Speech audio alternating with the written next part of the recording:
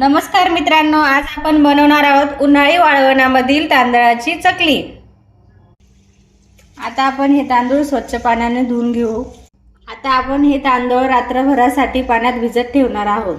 आता हे तांदूळ आपण रात्रभरासाठी भिजत ठेवलेले होते। आता आपण ते मिक्सरला बारीक करून घेणार आहे।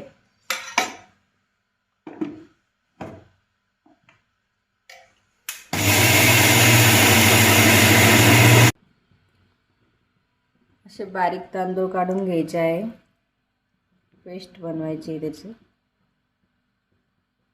आता ही एक पातेलं तांदळाची पेस्ट तयार झालेली आहे आपली। आपण ह्याच पातेल्याने आता 1.5 पातेलं पाणी घेणार आहे, गरम करायला ठेवणार आहे ते गॅसवरती।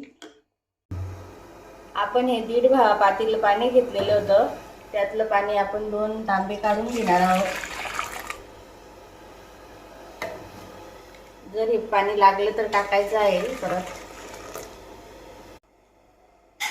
पाणी गरम झालेलं आहे, यामध्ये 100 ग्रॅम फुलखार टाकायचा आहे आणि चवीनुसार मीठ घालायचे।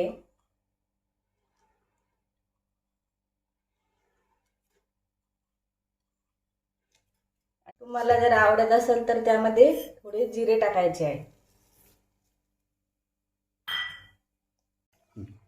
आता ही तांदळाची पेस्ट आपण पाण्यामध्ये टाकून घेतलेली आहे। आता याला गोल गोल फिरवत ठेवायचे। घट्ट असं पीठ तयार झालेलं आहे आता यासाठी यावर झाकण ठेवायचं आणि वाफ करून घ्यायची। आता हे पीठ तयार झालेलं आहे, आपण आता याची चकली तयार करायला घेणार आहोत। आता आपण चकली तयार करून घेणार आहे। चकली आपली तयार झालेली आहे।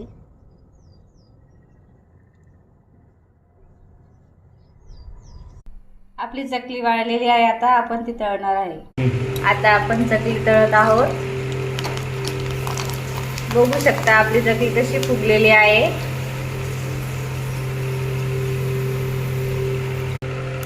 आपल्या चकल्या ह्या तयार आहेत।